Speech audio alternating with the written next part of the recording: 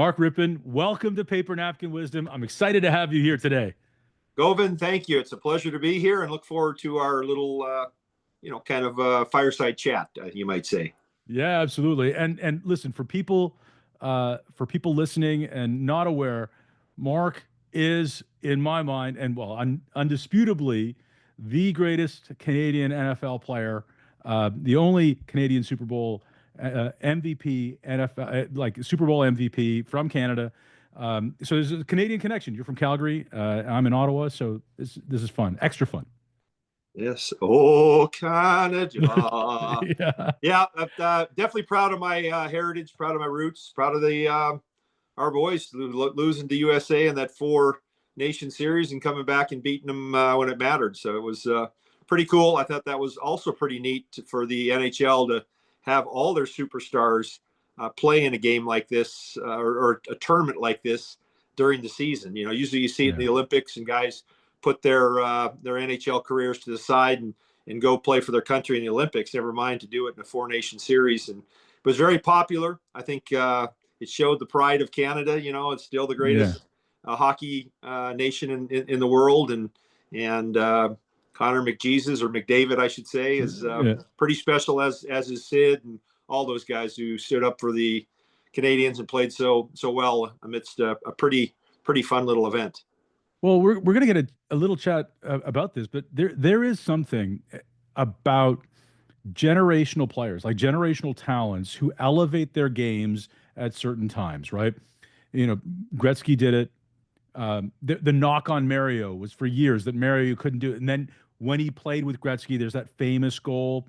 He did it, and then Sid the Kid did it, and now Connor McDavid did it, right? I mean, there's a moment. You had your moment and you did it. And I think that leads really well into our napkin today, which is success equals preparation plus opportunity. And the greats have a way of elevating, right? Yeah, but you need all those things too. The opportunity, if it wasn't there, 2002, I was in Salt Lake City, and I watched the gold medal game with Mario and Joe Sakic. I thought was absolutely spectacular for Canada in that. And so I had firsthand view of what Olympic hockey was like and the amount of pride that those had. But there's an opportunity. That's an opportunity to play for your country for gold. And if your preparation coming up to that and the success that you have from lack of preparation isn't going to be there. But if you're prepared and you enhance that with an opportunity of a lifetime to play in a Super Bowl like I did, to be a part of a Super Bowl in 1987, 88, I think that was just as important, even though I prepared differently then for that Super Bowl because I wasn't the guy, but I had an opportunity there to learn, see what it was like. And so my success came from a lot of those venues where I just, kind of had an opportunity to look at things, do the things preparation wise. And from that 88 World Championship where we beat the Denver Broncos in San Diego, where Doug Williams is the MVP, to my chance to do it in 91, 92, the season that we had was so special, and put it to fruition with a culminating a Super Bowl championship against the Buffalo Bills in Minneapolis. Yeah. So I'm going to ask you, and we sort of get there a little bit later than we usually do, but I gave everybody the napkin. Success equals preparation plus opportunity. At the top, you've got a hashtag HTTR.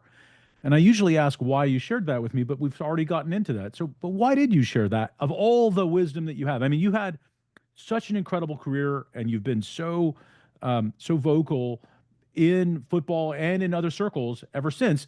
Why was this the message today? Well, I just think HTTR for me is I played in an era where we were the Redskins, and HTTR, Hail to the Redskins, was kind of the motto that we had. HTTC is now what happens because that's the era that we're in, hail to the Commanders. But I can never say that because I didn't play for the Commanders. I played for the Washington Redskins, and we are proud to serve our team and our ownership and our community and also the indigenous and native people because they were proud of what we did, what we stood for. It's unfortunate what's happened.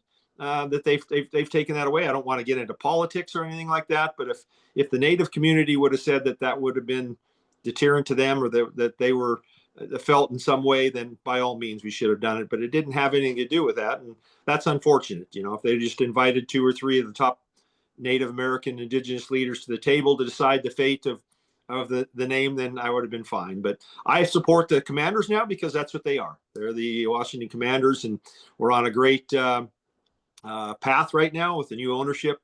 Josh Harris and his crew have done an amazing job. And by the way, he's a hockey guy too. He owns the New Jersey Devils, and they're having a good year this year. And of course, his Philadelphia 76ers are not having as good a year in basketball. But we're so fortunate and blessed to have Josh and the Harris Group be a part of our franchise now, and the ownership, and Magic Johnson being there, Mitch Rales and Mark Ines, and the whole ownership group, along with Adam Peters and our coach Dan Quinn. We're on a great path. We have a great culture, and I think you look back on my paper napkin and what it fortunate enough to have an opportunity to play with a group of guys and an ownership group is Jack Kent Cook, who, by the way, is another Canadian, and also Joe Gibbs, the leader of that, and the amount of pride that we had playing for him and our community in Washington, D.C.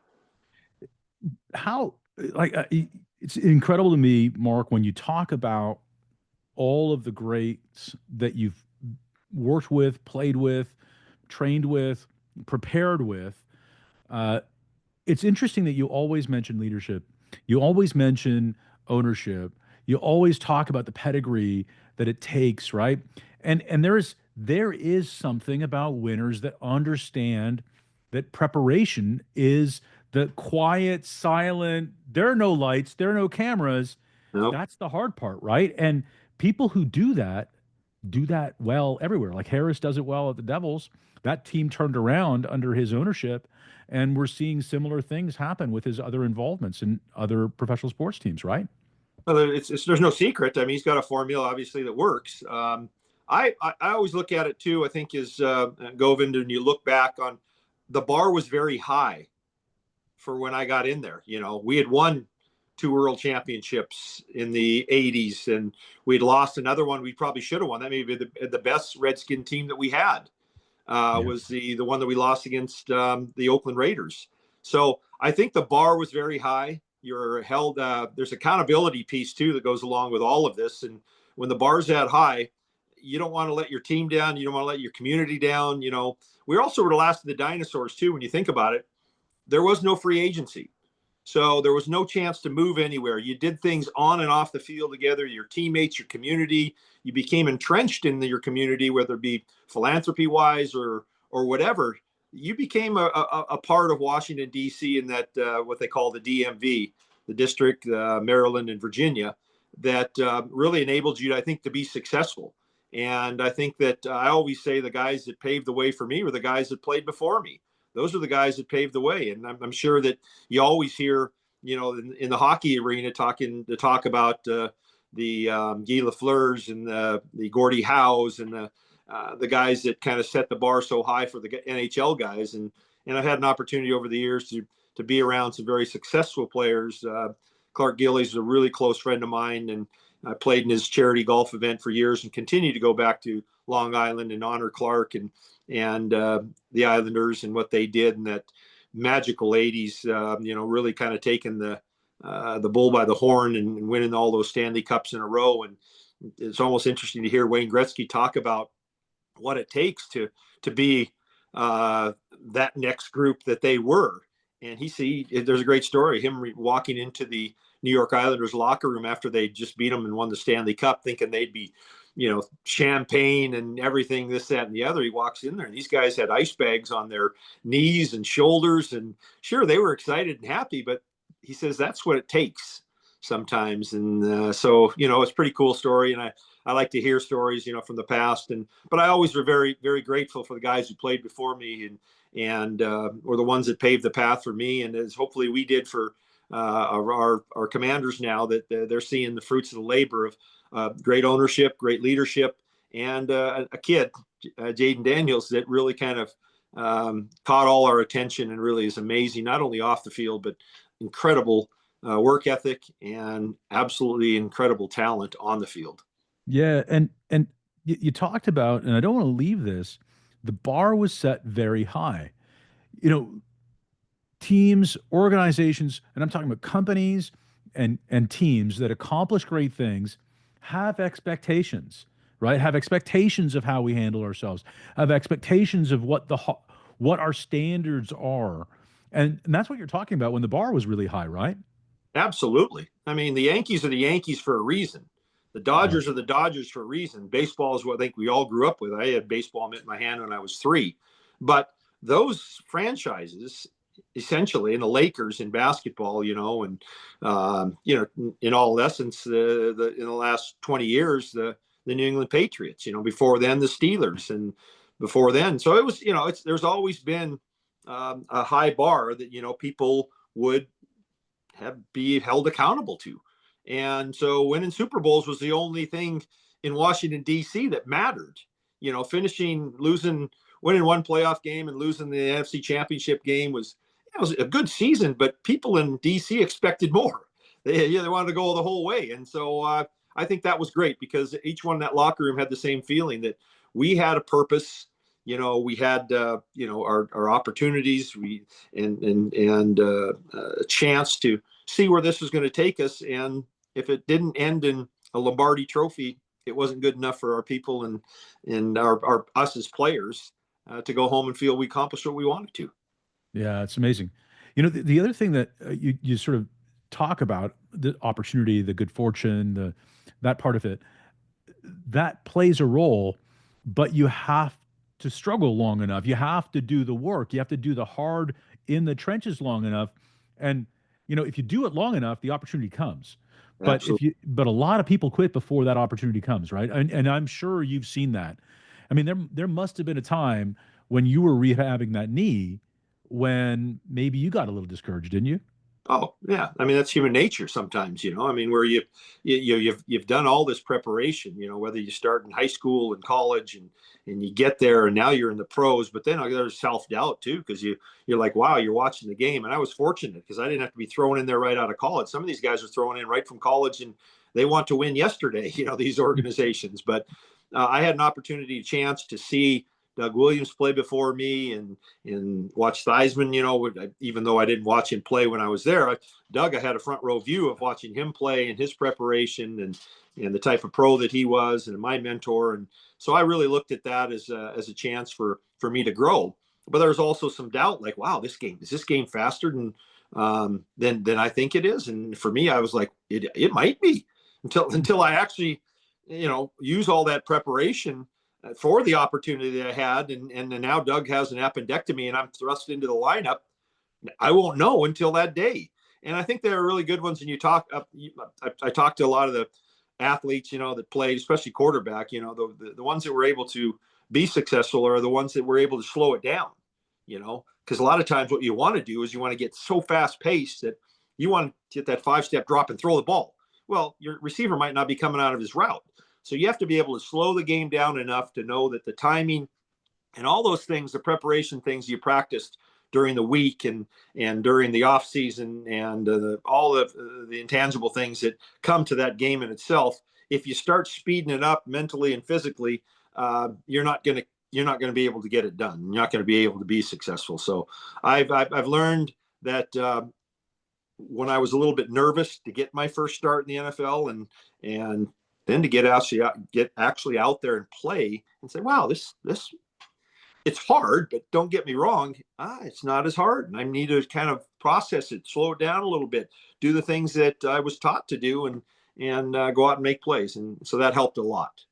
Yeah, I think there's a powerful leadership lesson in that, right? That as leaders, we need to slow things down. We need to prepare for the moment that's going to be high impact. It's going to come faster than you think it's going to, but you have to make sure you have to slow that play down to see what's happening around you. And that only comes with preparation and practice. That only comes with working with your teammates before you're in the big game, right? I mean, you didn't get into 100%. the Super Bowl and throw your first throw, right? Yeah, 100%. I tell you, the first two passes of the Super Bowl, I got hit in the ribs, and I'm asking my guys, who I think I had 7 sacks that year, what the heck's going on? And they were reassuring, said, Mark, don't worry, we're going to wear them down. Their adrenaline is so high right now, that we're in the Metrodome. They're as high as this Metrodome right now, their energy level, but we're going to slow them down and take the will out of them, which was great for me to hear that. But it was also awesome to know that, yeah, okay, good. Then I can relax, because I was a little bit nervous. Actually, I cracked a rib on the second throw I made. On the second throw? Yeah, second throw of the game. And yeah, I didn't know it, but I played in the Pro Bowl, went and got an x-ray in the Pro Bowl. And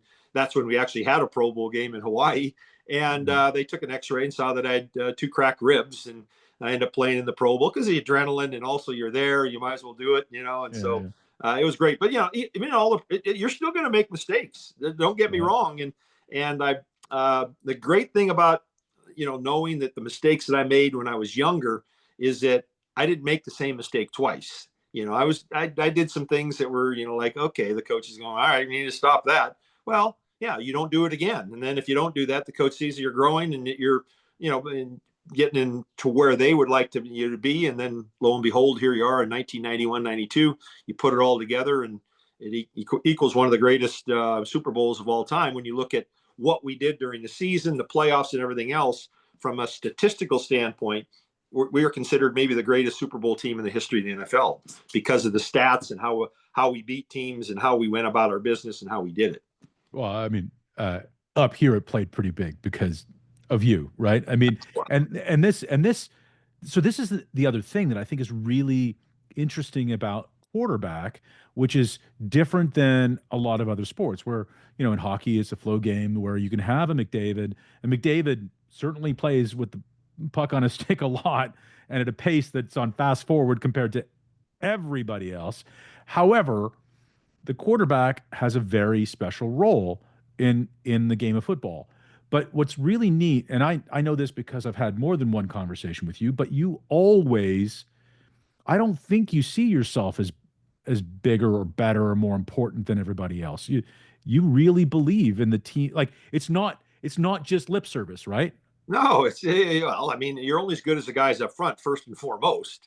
So you take that group of guys out of there. Especially the guy on your blind side. Yeah. I mean, we saw what Patrick Mahomes had to go through in the Super Bowl when he's as great as there is amidst pressure and chaos.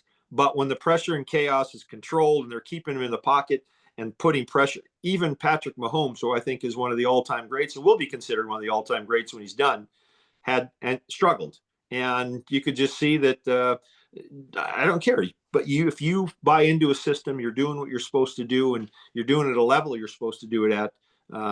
You can play for a lot of years. And I started 5-6 years and played 13 years total. But I was so blessed and fortunate, and to come out of the game and to be amidst a group that I think was the greatest era of football for the Redskins anyway, Commanders now, in our history. Because in that stretch from 82 to 92, we went to 4 Super Bowls and won 3 of them. And you can never take that away from us. And and you can never take the fact that I'm the first Canadian-born Super Bowl. I'm proud to be a Canadian, and will always proud to represent my fellow Canadians as yourself, Govind, and all my relatives, mostly on the western side in Alberta and British Columbia. And just an honor to have done that in the arena that I was able to do it in. Yeah, no, it's so true. Talk to me about, I know that you took leadership really seriously. You have then, you do now, with all the work that you do. In the preparation piece, how important is it for the leader, for the quarterback, for the top dog on the team to notice and celebrate the accomplishments of everyone else? Like, what does it do to a team? Because you guys were a tight unit, and I believe that you had a lot to do with that. Like just your style had a lot to do with that. The story up here was your Canadianness. Just, you were so nice to everybody and kind to everybody that it made it. I think that's rubbed off. Yeah. I think that's what you said is great, because a lot of the times the guys did appreciate my own teammates and my community appreciated me more because I never deflected the blame. I was the first to say, hey, I got to get better. Hey, I have to do something. It wasn't like so-and-so did this and so-and-so did that. That was Joe Gibbs to say, hey, we got to do this better. We got to do that better. I personally went out and said, I messed up. I've got to take care of the football. I got to take care of the football better. I got to make decisions better, and I got to lead this team in a way. And so you do that, your guys, even though maybe some of them felt that they probably didn't do this or did do that, they see their quarterback telling the media and everyone else that they didn't do what he didn't do what he's supposed to do. So it deflected away from them and their errors or whatever to, hey, this guy's got our back. And I think it only wasn't just me, because I think all guys on our team were held accountable, and they all, if any of them said, hey, they got to do better. And we had receivers that were, Gary Clark was one of the most vocal ones ever about, hey, he didn't do this and he didn't do that himself. And so I think we all kind of adopted a little philosophy that take care of your own business, and, come on publicly if you have to say that you need to do better, do better. And so I think that was the reason why we, and I think guys appreciated me and I appreciated them, is because there's no one, said, put anyone under the bus, or, and said that, that they're bigger than the whole in itself. So. Yeah, that's amazing. I wonder about, in your preparation, what did your pre-game, I think that pre-game is some people are superstitious about it. Look, the Canadian hockey player in you is still probably a little superstitious about. You were a three sport athlete in college. You picked football, so I know that preparation was important, but I wonder about your mindset pre-game. What did you do to prepare yourself? I think here's one of the things that I would have to say that everyone on our football team would tell us: we were prepared by our coaching staff. They gave us a game plan, and we implement the game plan. We're able to do what we're supposed to do. During that, each individual player had to understand their role in what we were doing. You had to watch film. You had to understand the tendencies. We were given a chart, or a game plan each and every week is about, 8 to 10 pages about, how fast was their left corner? How fast was their right corner? What did Deion Sanders like to do? Deion Sanders loved to jump routes. We need to double move him. There's certain things that you knew going in that were going to be beneficial to you and gave you an upper hand. And then in knowing that third down 2 to 6, they were 90% man-to-man, but only 20% blitz. So they played man-to-man, and they had a safety high or a too deep look, but you knew you had man-to-man. And so you had routes that you knew if you were man-to-man, you could go to the guy that, you felt would be win. Or if they rolled one way or rolled the other way, which is coverage for the defensive backs, if they rolled the corner on one side, put a safety over the top and brought the safety in the middle and had the other side, what we call the cover 9, then you would work maybe the one-on-one to the other side of the field versus your X receiver who was being doubled by the safety and the corner. So there's a lot of tendencies that you had to have and understand what the tendencies of the defense were in order to be prepared in all those situations. 1st and 10, 2nd and long, 2nd and short, 3rd and long, 3rd and short, goal line, red zone, all the different scenarios that happen during the course of a game, and practice those during practice and understand that, hey, a lot of times it's just practice is just kind of a dress rehearsal for the game. And then you go out in the game and, oh my goodness, they are in this coverage. Oh my goodness, they are doing this. Oh my goodness. Wow. I just got to physically make a throw. And sometimes that doesn't work either. You might be in the perfect scenario. You might overthrow a guy. I mean, there are times my college coach said, Mark, you could probably be one of the guys that could overthrow Noriega. Hello? Yeah, there? I'm here. Yep. Oh, yep. We're good. We're good. Sorry, my daughter called on the phone. Oh, we're back. Good. Yeah, we're good. So my coach goes, Mark, the thing about you is when you're hot, you're hot. But the other times, I think you could probably be the only guy that could overthrow Noriega, who's at that time was in South America was a dictator. So I thought that was kind of funny. And I mean, so you physically still had to do things, even though you might know exactly where you have to go with the football, and you still physically got to make the throw to make the place to be successful. Talk about this idea. So I love all of that because you're moving to execution, and this is a question that I had about your napkin, right? Preparation. Yep. How do you? I know you've heard Federer came out recently, and he said, on his retirement, I made 52% of the points that I played.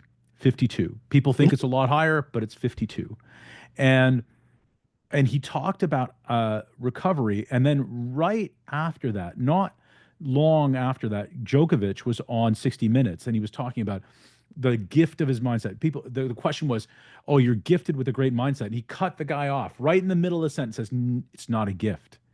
Mindset's not a gift. I recover really fast.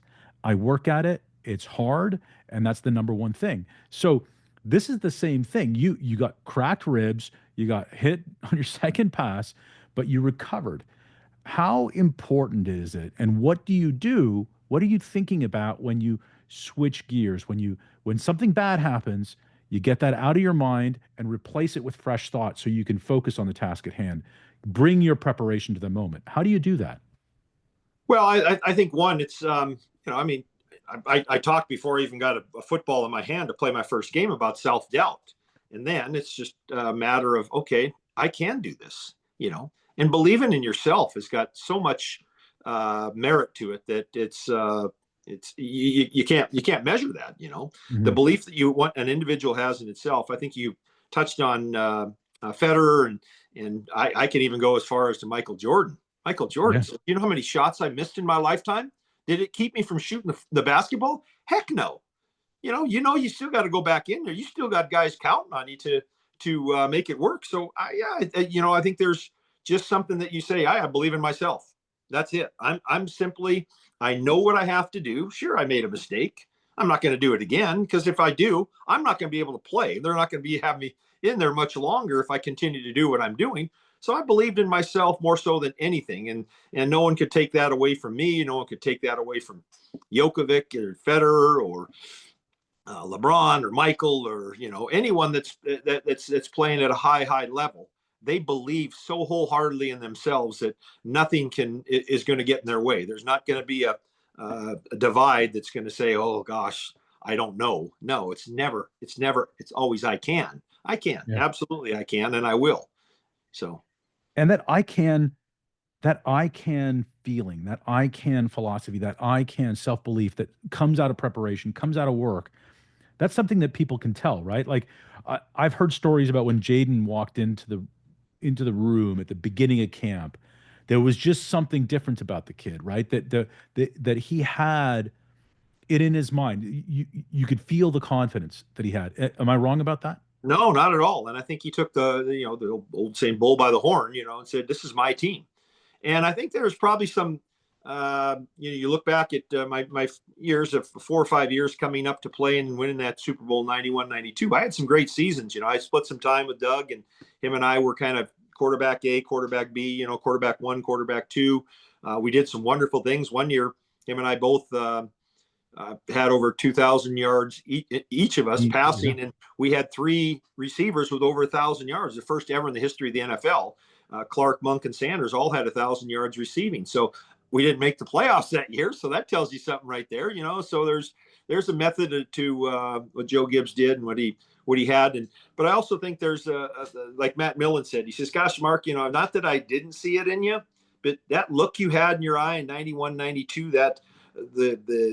Your assertion, and in the locker room, in the huddle, on the practice field, in the meetings, we had a lot of player only meetings, before games. Not that we needed them that 91, 92 season, but we did have to have one after the Cowboys beat us, and we thought we were a little bit better than we were, and so they kind of put a little. And we also knew they were going to be good too. They were on the verge of being pretty doggone good. So they beat us by 3 at home. We kind of had to reset and get back on track. But we had player only meetings. I thought those were great, even though our coaching staff was absolutely amazing. And Joe Gibbs is a Hall of Fame guy that he is, just because of who he is and how he went about doing it. I've never ever seen a guy in my whole entire mind get so mad at a halftime of a game against the Philadelphia Eagles and white orange slices and Gatorade, knock it all off the table and never swear once. Holy gosh, golly geez, son of a gun, you guys got to play football. But you could see the venom in his eyes, and almost guys didn't know whether to laugh or to like, oh my goodness, he's ticked. He's a little ticked off. So when that happens, you know that this coach is just as much invested in this as we do as players, if not more so. And they're all dedicated to try to make us better. And I think that's why he was one of the greatest. Yeah, and that I just love that sense of I can and that confidence.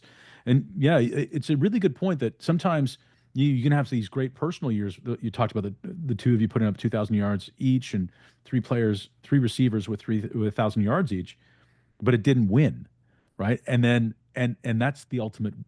I mean, the goal is to Absolutely. win. It Yep. doesn't matter. All the personal awards don't mean a thing if you don't win, Yep. right? You know, Yeah, absolutely. Formula. There's a formula for that, and when you're throwing the ball that much, that means you're behind quite a bit, and that means you're, you're trying to get yourself out of a hole that you shouldn't have been in the first place. So, yeah. that was pretty unique and pretty spot on too on your part.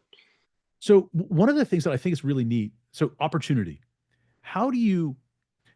So we talked about the preparation and how a leader or how an athlete, a quarterback, and how you prepared. Is everything an opportunity, or are there some times when you know it's just coming together? Like, is there a difference? Well, the opportunity first comes with, hey, something's got to happen for you to be in that limelight, and then so that opportunity arises, and your preparation is either, I think I've said it before, you're either going to get it done or someone else will. So you have to meet it, and then success equals the two of those things together. But first, you have to have that opportunity, and just being in Washington D.C. If you're going to be the starting quarterback for the Washington Redskins during that era, there's opportunity because we were successful. We were good. We had the tools to be good. So now it's just a matter of getting out there and doing what you can do in order to take this team to where it needs to go. So but then again, you go back to the struggles maybe that you might have, and another opportunity arises the following week. You're throw an interception. You have an opportunity to go back in there the next series and make something of it. So it's not like you have a bad shift and you have an opportunity, a chance to score a goal. You miss it, and they come down there. Goalie makes a save. You're on you're in the bench, and you think, gosh, I got to make this happen. That happens really quick in hockey. You're right back out there. Mhm. Football, it's like, okay, well, they maybe have a 10-play drive, and you get a chance to say, all right, you're going to sit there and stew over this interception or the fumble, and now you got to get back out there. It's maybe 5 minutes later. Well, you still got a chance and an opportunity to make amends to what you didn't do before. So there's opportunities within opportunities in sport and in football, especially to better yourself and also help your team. Yeah, absolutely. And I love this. I love that success is is the quotient, right? It's the outcome of preparation and opportunity, and you have two Super Bowls, right? Yep. From experiencing that, so you know something about that. But you also talked about the best team you had was probably one that didn't win, right?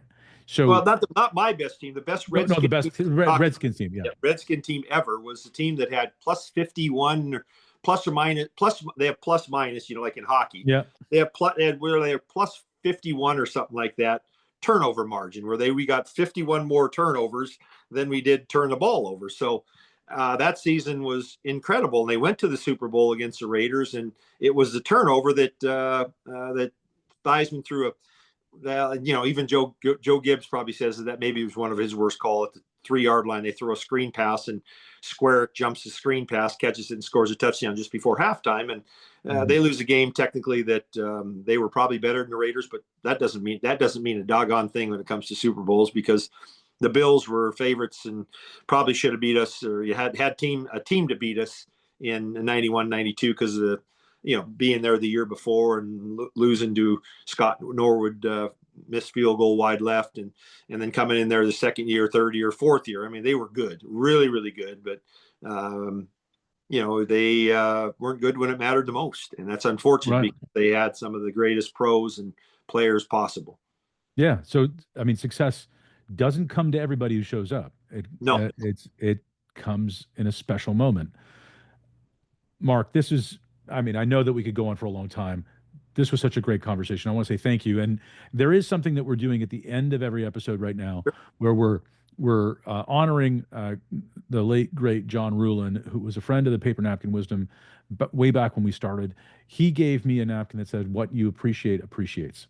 So we end every conversation with a little bit of gratitude.